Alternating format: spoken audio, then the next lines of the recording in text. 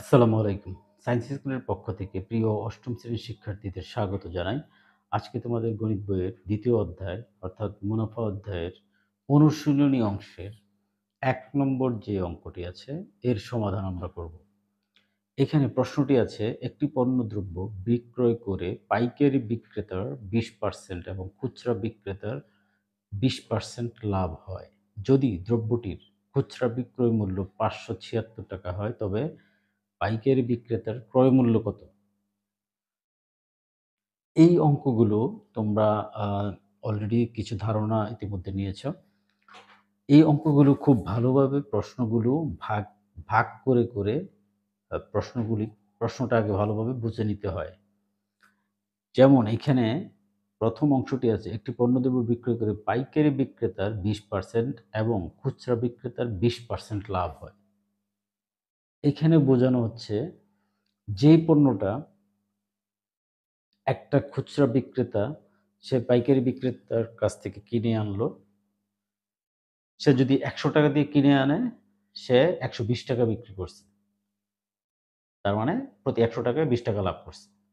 আবার পাইকারি বিক্রেতা যে তার কাছে বিক্রি করলো, সেও কি প্রতি ৳১০০ য় ৳২০ লাভ করেই বিক্রি করছে।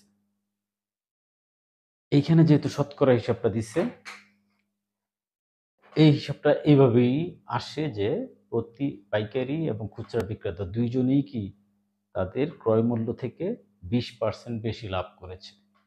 এখন প্রশ্ন হচ্ছে, তোমাদের প্রশ্ন আসতে পারে তাহলে ২ জনেরই বিক্রয় মূল্য এবং ক্রয় মূল্য একই রকম হয় কেন?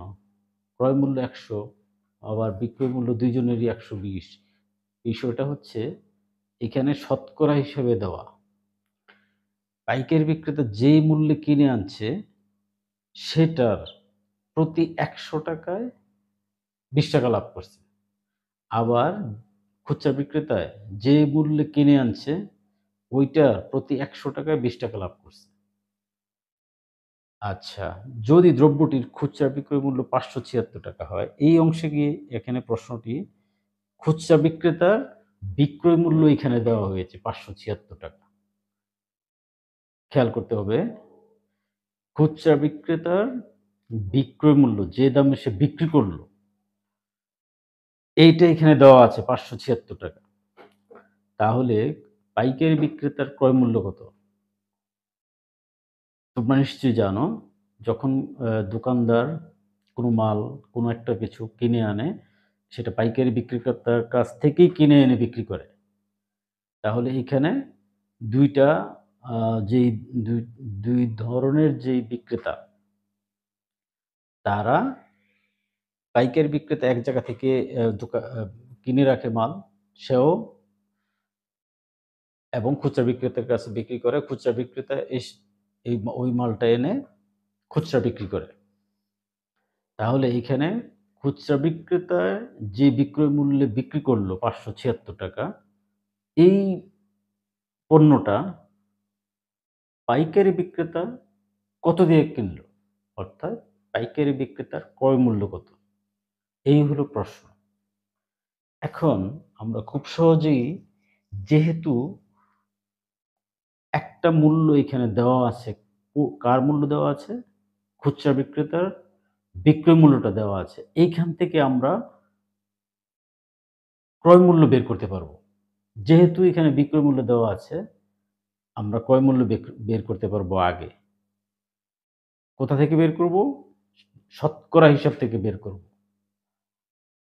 যেহেতু এখানে খুচরা বিক্রেতা ২০% লাভ করছে, তাহলে ৳১০০ য় ৳২০ লাভ করছে।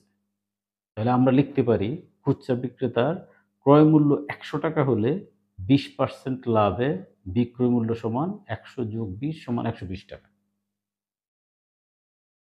যেহেতু ৳১০০ র হিসাবটা এখানে লেখা আছে, আমরা লিখতেই পারি যে ক্রয় মূল্য ৳১০০ হলে ২০% লাভে বিক্রয় মূল্য ৳১২০। তাহলে ৳১০০ হিসেবে বিক্রয় মূল্য কত হলো? ১২০।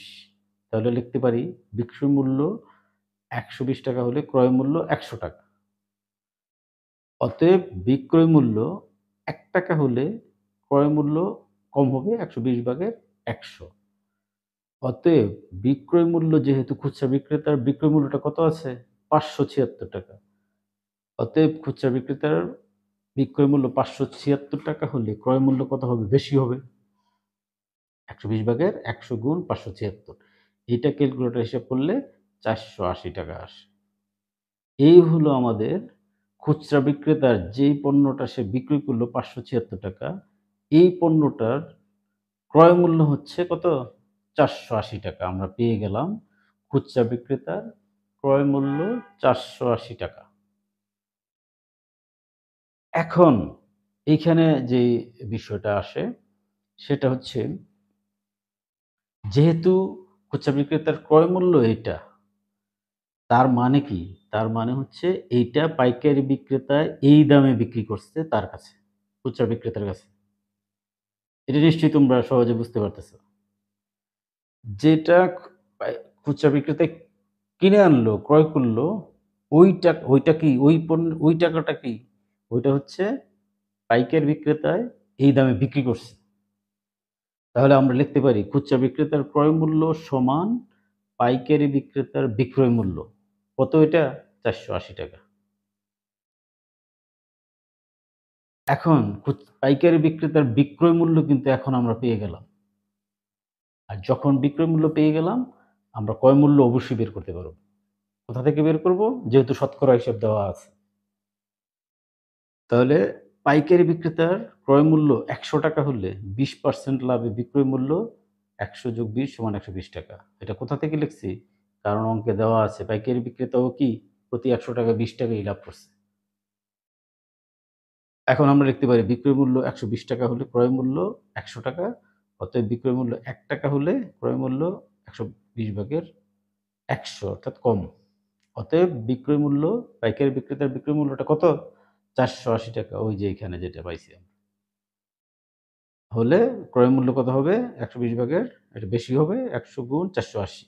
এইটাও ক্যালকুলেটরে হিসাব করলে কত আসবে? ৳৪০০ আসবে। এখন কি দাঁড়ালো? পাইকারি বিক্রেতা এটা যে বিক্রি করলো খুচরা বিক্রেতার কাছে ৳৪৮০, এই পাইকারি বিক্রেতার কত দিয়ে কিনে আনলো? অতএব পাইকারি বিক্রেতার ক্রয় মূল্য কত হবে? ৳৪০০।